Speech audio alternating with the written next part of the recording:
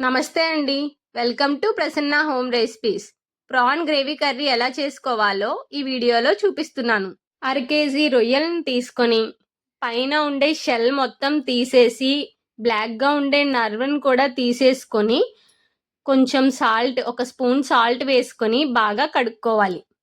Stove వెలిగించి పెనం పెట్టుకొని 4 టేబుల్ స్పూన్ ఆయిల్ వేసుకొని కడిగి పెట్టుకున్నటువంటి రొయ్యలను వేసుకోవాలి.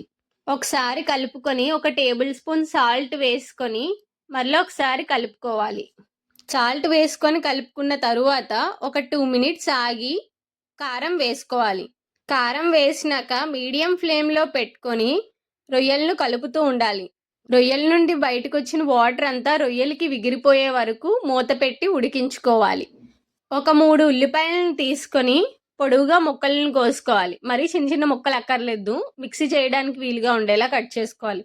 టొమాటోలు కూడా ఒక 3 టొమాటోలు తీసుకొని ముక్కలుగా కట్ చేసుకొని పక్కన పెట్టుకోవాలి.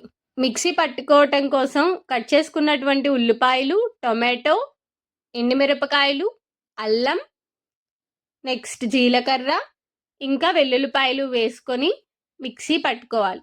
మరి బేస్లా మిక్సీ చేసుకోకూడదు. వీడియోలో నేను చూపించిన విధంగా కొంచెం మెత్తగా ఉండేలా చేసుకుంటే సరిపోతుంది. ఇలా ఉంటే గ్రేవీ చాలా బాగుంటుంది. ఉడుకుతున్నటువంటి రొయ్యలను ఒకసారి చూసుకొని ఇలా ఆయిల్ పైకి తేలుతూ ఉంటే రొయ్యలు ఉడికిపోయినట్టే. దీనిలోనికి మనం పేస్ట్ చేసుకున్నటువంటి పేస్ట్ని యాడ్ చేసుకొని కలుపుకొని మూత పెట్టేసుకోవాలి. ఒక 2 మినిట్స్ మగ్గనిస్తే సరిపోతుంది. ఆ తర్వాత మరొకసారి కలుపుకొని కొంచెం గరం మసాలా, టేస్ట్కి తగ్గట్టు సాల్ట్ యాడ్ చేసుకోవాలి. ఆల్రెడీ మనం సాల్ట్ యాడ్ చేసుకున్నాం కాబట్టి ఇప్పుడు కొంచెం చూసుకొని యాడ్ చేసుకోవాలి. ఒకసారి కలుపుకొని కొంచెం వాటర్ పోసుకోవాలి. మన గ్రేవీకి తగ్గట్టు వాటర్ పోసుకొని మూత వేసుకొని దగ్గరికి అయ్యే వరకు ఉడికించుకుంటే కర్రీ ప్రిపేర్ అయిపోయినట్టే.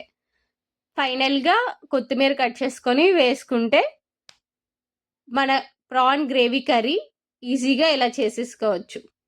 మీకు నచ్చినట్లయితే ప్లీజ్ సబ్స్క్రైబ్, లైక్, షేర్.